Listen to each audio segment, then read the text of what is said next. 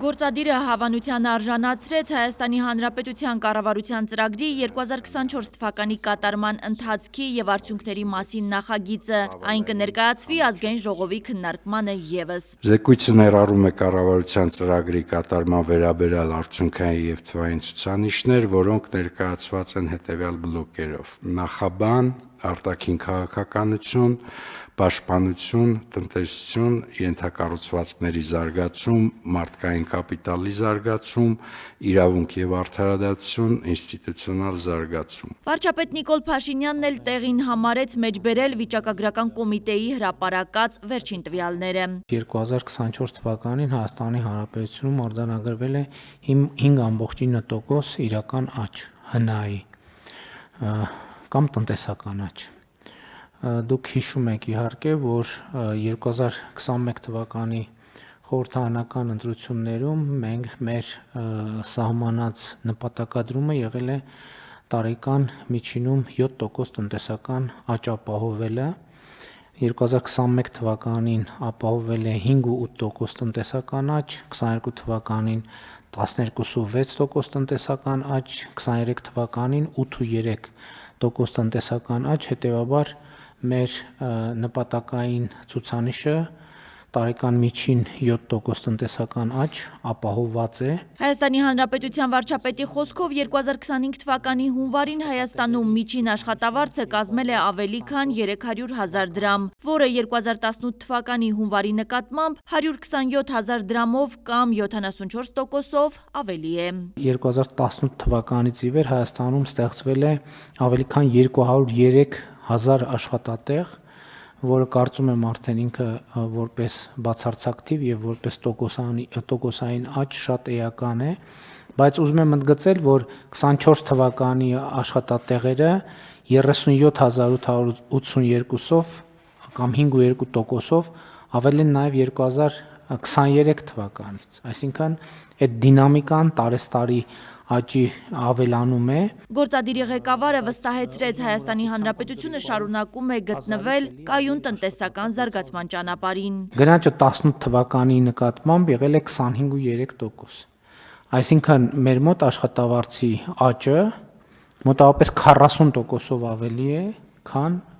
գնաճը, եւ սա էական ցուցանիշ է։ Կառավարությունը քննարկեց նաև առևտրական առքու վաճառքի գործունեություն իրականացնող շրջանառության հարկ վճարող տնտեսվարող սուբյեկտների աջակցության ծրագիրը հաստատելու հարցը։ Ներկա անցումային ժամանակաշրջանում կառավարությունը աջակցի, որպեսզի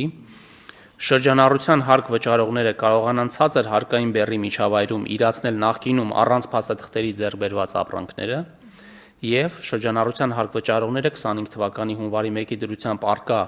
փաստաթղթերով հիմնավորված ապրանքային մնացորդի մասով հարկից լրացուցիչ նվազեցում կատարելու հնարավորություն ստանան։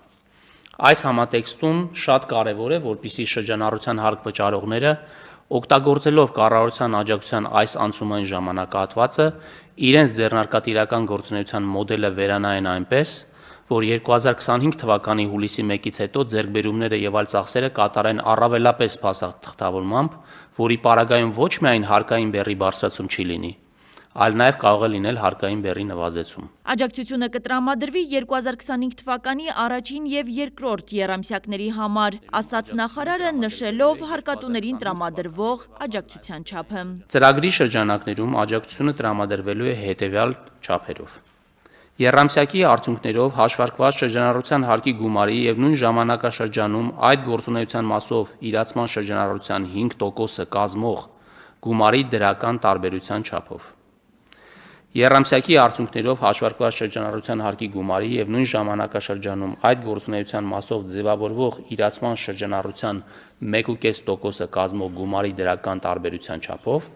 եթե արկա է նախորդ եռամսյակներում կատարված ծախսերի մասով հարկի գումարից չնվազեցված եւ փոխանցված գումար։ Ծրագրի շրջանակում աջակցություն ստանալու համար հարկ վճարողը պետք է հարկային մարմին Compensation Tax Service AM էլեկտրոնային փոստի հասցեին ներկայացնի նախագծով սահմանվող ձևին համապատասխան դիմում։ Ֆինանսների նախարարը ներկայացնում է ծրագրից օգտվելու նախապայմանները։ 2024 թվականին իրականացրել է առևտրական գործունեություն։ 2024 թվականի դեկտեմբերի 31-ի դրությամբ եւ աջակցության ստացման հաշվետու եռամսյակներում հանդիսացել է բացառապես շրջանառության հարկ վճարող։ Դիմումի ներկայացման օրվան նախորդ օրվա դրությամբ ամբողջությամբ կատարվել է վճարման ենթակա շրջանառության հարկի պարտավորությունները։ Վարչապետ Փաշինյանը փաստեց այս համակարգում իրականացվող փոփոխությունները միտված են ստվերի կրճատմանը։ Մինչև հուլիսի 1-ը ներառյալ անցումային շրջան ենք նախատեսում, ինչքան 5%-ից ավել հարկ կլինի կգոյանա,